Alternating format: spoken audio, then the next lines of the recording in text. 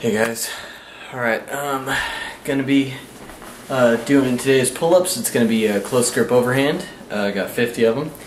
And then cardio stuff. It's raining outside, so I can't go jogging, so what I'm gonna be doing instead is jogging in place for about a half hour, 45 minutes or so, and then spend the last 10-15 minutes doing squats. Sorry, I'm trying to get my boots off here.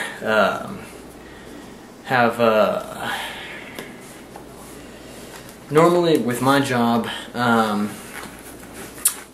I took whatever it's called. It's a little application on my iPod. Tells you how far you've walked and things like that. On any given day, I average out to about 6 to maybe 7 miles worth of walking in my job. I work in construction, so walking back and forth. Sometimes just walking with something small, something that I'm going to cut, piece of wood, piece of tile, whatever. Other times I'm walking around back and forth with tools, and on occasion with bags of concrete or boxes of wood or whatever the case, you know, walking around with heavy stuff. So out of an 8-hour day, I spend probably a good 6 of it to maybe 7 walking, and sometimes carrying stuff, sometimes not. So as far as cardio goes, I feel like I get a good amount of cardio, but I do like to kind of add to that. So I do just a really simple jog in place thing, nothing crazy, for anywhere between 30 minutes to an hour, generally right around 45 or so. That feels okay. It's a good time for me. They say you don't really start seriously burning fat. You don't start burning fat or whatever until about 20 minutes after workout has begun. That takes about 20 minutes before you start burning fat, so usually I try to double that at least. Then I do squats anywhere between 10 to 15 minutes. I do a squat every 5 seconds. I just set a timer with whatever I'm going to do, and every time I see a 5 or a 0, I just do a squat. In 10 minutes you get about 120, and in 15 minutes you obviously get about 180. So it's pretty good. You know, I mean, you work out your core and everything. Wall sits, guys, that's a good one. That's actually, I found that out. I'm gonna do that today in lieu of squats. Probably today is gonna be wall sits. So what I'm going to try for my wall sit, and obviously you're free to do whatever you want to do, whatever works for you. Do what you can. Don't hurt yourself. It's not worth it. Work your way up to whatever you want. I think honestly what I'm going to do today with my wall sit is I'm probably going to spend a minute in a wall sit, come up, get a minute, you know, of relaxing, and then go back for a minute, and do that for probably about 10 minutes. So I've got about 5 minutes of wall sit. Because wall sits are obviously very difficult, and if it gets to a point where I'm only able to do it within 15 or 30-second sets, then so be it. I'll just make 5 minutes my overall aim, and then I'll start working it from there. And that'll be before my jog, because I want my legs to be top shape for wall sits, because obviously that's going to take more energy.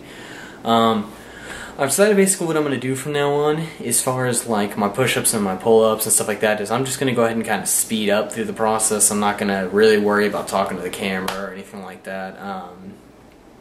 In between sets, just feel like it, you know, I'm sitting there and I'm thinking, okay, you get kind of used to that point where you're asking yourself, okay, what am I going to say at this point? You know, okay, it's hard, you know. Okay, well, now it's set number 4 and it's getting harder. Set number 5, it's even harder than that, you know, I mean. So it's getting to that point to where just kind of useless. I tell you in the beginning what I'm going to be doing, what my goal is, and then at the end that I completed my goal, that I'm feeling what I'm feeling, and you know, all that. So I'm going to go ahead and get to it. And so what I'm going to do, like I was saying, I'm sorry, I kind of got off subject there, is I'm going to start just doing what I did in the push-up video with the diamond push-ups, is just kind of fast-forwarding through it. I feel like that was a little fast, though. I'm going to kind of slow it down. I was using 4 times speed for that. I think I'm going to drop it down to 2, maybe 3. But I'm just going to do the same thing with my pull-ups. Today is close grip overhand pull-ups. Very simple, guys. Just remember, in these, I mean, pull-up themselves are not simple. It's just very simple to remember how to do them. You got your pull-up bar. Obviously, you can see mine sitting up there on the door. Fingers. Your thumbs are right here. Get your hands over. You want your thumbs to be able to touch. Just barely touch, but they want to be able to touch. That's where you want them. So you get them to that point, and then start doing the pull-ups. It's been a while since I've done these, so I'm kind of thinking probably my first set will be right around 5 or so, but we'll find out. So, okay, well at this point, I'm going to go ahead and fast forward the video, and I'm going to get to it. Okay, good luck guys.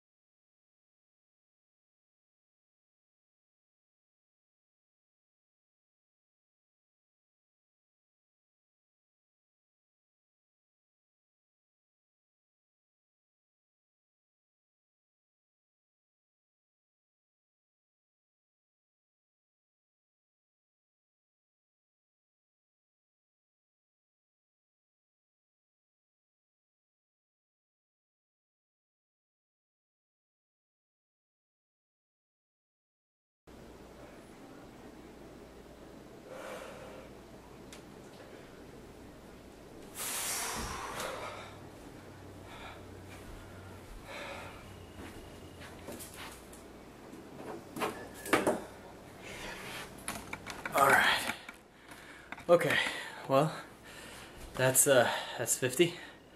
So definitely feeling it. Wow, that puts me at like 17 minutes for 50. Not a great time, but that's what I'm working with, I guess. So like I said, the next thing that's on the list for me to do is wall sits, about 5 minutes or so total, and then to do jog in place for about 45 minutes or so. I'm not going to bother putting those up, guys. I mean, if somebody tells me they want to see it, I'll put it up, but jogging in place for 45 minutes is pretty boring. I'd fast forward it so that, you know, it'd take up, what, 5 minutes of time, because it'd be stupid to have a 15-minute video of me jogging in place.